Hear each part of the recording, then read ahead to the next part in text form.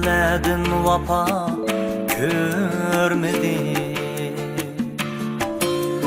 Bağrım yara buldu dava görmedim.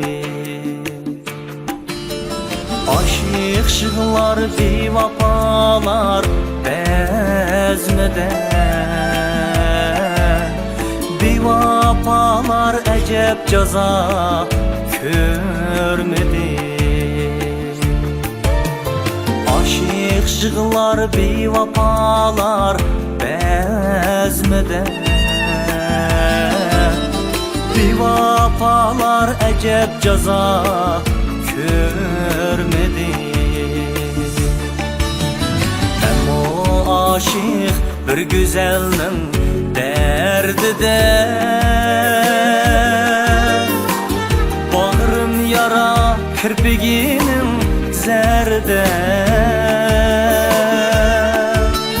Tenim yaprak muhabbetinin lerzide. Yar köydürdü kim beni söymedi. Tenim yaprak muhabbetinin lerzide. Yar köydürdü kim beni söymedi.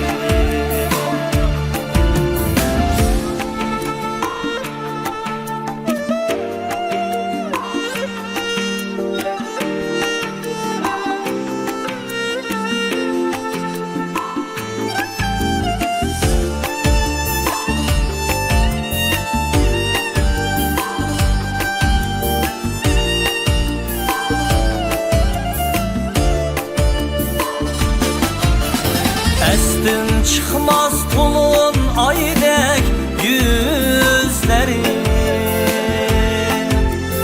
Behoş kıldı mini şirin sözleri.